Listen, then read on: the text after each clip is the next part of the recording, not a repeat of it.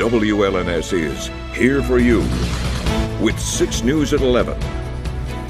President-elect Donald Trump has named more people he plans to appoint in his next administration, including a controversial choice for Attorney General. It's our top story at 11. Thank you for joining us. I'm Siobhan Klepfer. And I'm Sherry Jones. Florida Republican Matt Gaetz was under congressional investigation for child sex trafficking until he resigned from his seat in the U.S. House today. He resigned so he can take over the Justice Department in the new Trump administration. Erica Brown has the details from D.C. President-elect Donald Trump's choice of Florida Representative Matt Gaetz as his Attorney General sent shockwaves across the nation's capital. Gaetz, who has referred to January 6 rioters as political prisoners, is seen as a firebrand who became a star on the right for railing against the legal establishment. We ride or die with Donald John Trump to the end. In addition, Gaetz is under investigation by the House Ethics Committee over an allegation he paid for sexual relations with a 17-year-old. He has denied any wrongdoing. The Justice Department ended its own sex trafficking investigation without bringing charges against Gaetz. Florida Senator Marco Rubio, Trump's choice for Secretary of State, said Gaetz would do a good job if the Senate confirms the appointment. Presidents are entitled to have the people that they want in these key positions to carry out the mandate that's been delivered to him by the voters of the United States. Another Trump transition pick drawing attention is former Democratic Congresswoman Tulsi Gabbard as Director of National Intelligence. Trump has expressed admiration for Gabbard's anti-establishment views, including her skepticism of the scope of U.S. involvement in supporting Ukraine in its war with Russia. President Biden greeted Trump in the White House Oval Office Wednesday in a display of the nation's peaceful transfer of power. I appreciate very much a transition that's so smooth. It'll be as smooth as it can get, and I very much appreciate that, Jim. You're welcome. At a visit with Republican lawmakers, Trump was accompanied by billionaire Elon Musk. Trump is tasking Musk and tech entrepreneur Vivek Ramaswamy with heading up a new Department of Government Efficiency to cut the size of the government. Erica Brown, CBS News, Washington. In Michigan political news, Governor Gretchen Whitmer signed half a dozen bills into law today. All of them passed the state legislature with bipartisan support. In fact, 2 bills designed to crack down on deed fraud passed the State House and Senate unanimously. Those new laws update the penalties for real estate fraudsters and save their victims from having to pay any legal fees. Another bill signed today, which 6 News has covered before, will provide a one-time tax credit to people who donate an organ. That will help cover the personal and medical costs of that life-saving procedure. Another bill will increase the retirement contributions for certain civil servants, particularly judges, to help fill judicial vacancies in counties around the state. Well, some gun safety bills passed the State House today. They were introduced back in February, but State House Democrats only have a few weeks left before Republicans take control of the chamber. And 2 of those bills would require school districts to distribute information on safe gun storage to the parents or legal guardians of every student. Those bills have been sent over to the state Senate. Another 2 bills would ban the possession of firearms within 100 feet of any place where votes are being cast, deposited, or processed, with some exceptions. Those bills have already cleared both chambers. It's Wednesday, and that means it's time for our weekly Crime Stoppers report. And this week we're focused on the city of Jackson, where police there are searching for 2 wanted fugitives. Take a look and see if you have the information they need.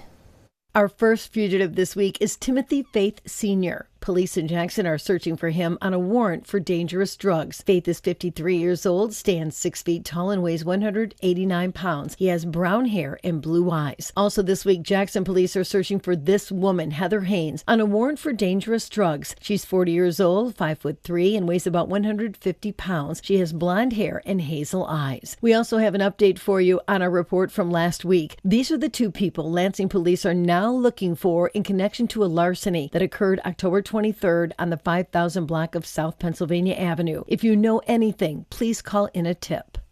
So if you do have information that could help police with these cases, call Crime Stoppers at 517-483-STOP. Your information could make you eligible for a cash reward of up to $1,000. And remember, you don't have to leave your name to leave a tip. Well, speaking of crime, for years, Cooley Law School in Lansing has operated the Innocence Project, helping people who were wrongfully convicted get out of prison. And tonight, the school hosted a public screening of Wronged.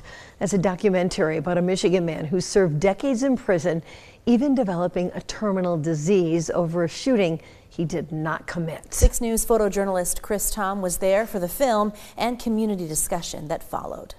The case of Maurice Carter, who was wrongfully convicted in Berrien County, Michigan, but he served 29 years in the Michigan Department of Corrections for a crime he never committed.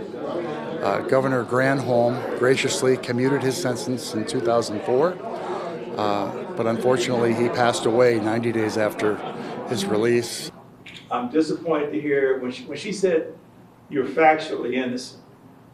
That said to me right away, there was no case here. So without DNA evidence and based solely on, like, let's say, eyewitness stuff, and there are a number of cases which have little evidence. There unfortunately will be people that sadly will not be free because of the inability to prove their innocence.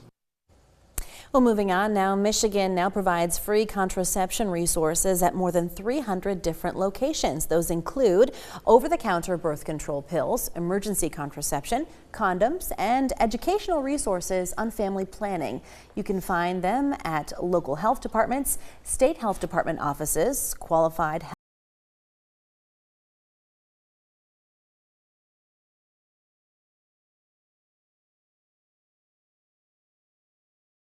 Well, Thanksgiving is almost here, and 6 News is kicking off another holiday tradition this year, and we need your help. We want to recognize remarkable women here in Mid-Michigan who make a difference in the lives of their families and the community as a whole. Yes, and to make a submission, just click on the Remarkable Women section of our website, WLNS.com, and tell us all about the remarkable woman in your life. And we will pick 4 women and profile them during Women's History Month in March. You have until December 20th to nominate someone. From Storm Tracker 6, this is Weather First, sponsored by Auto Owners Insurance. Simple human sense.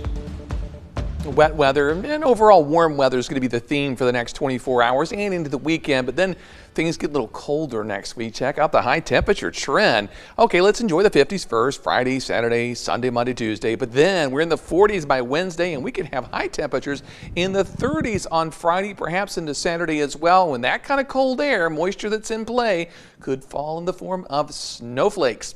At least initially, we're dealing with just rain, 5-day rainfall outlook. We've got wet weather out there tonight through tomorrow. Obviously, the best chance of rain tonight and into tomorrow. Things will dry out for the weekend, though I can't rule out a stray pop-up sprinkle or light shower Sunday or Monday, but overall, those chances look fairly low. Our Skyview network tonight, still no rain in the McLaren Cam. Temperature 50 degrees, high was 54, wind gusts 25 miles per hour. In Grand Ledge, where we're watching the rain move in, temperature at 49 degrees, still nothing in the gauge so far today. We'll head a little further south into Jackson. National Weather Service not reporting rain, at least now they are. That changed from the top of the show. 1/100 of an inch. Roadways are wet. And in Hillsdale, similar total. It's been light so far, but we'll continue to add to this number during the overnight hours. 1/100 of an inch. And our current temperature at 46 degrees. A few other numbers around mid-Michigan. 45 Jackson, 46 Charlotte, 50 still in Owasso, a little warmer, 49 in downtown St. John's. So we look at the satellite and radar. Obviously, wet weather is building over the region. We'll continue with rain for the overnight hours into tomorrow morning. A very wet start at 7 o'clock. As this low pressure system pushes east, the steadier rain will shift east as well. Still lots of scattered showers tomorrow afternoon and tomorrow evening, but nothing all that heavy.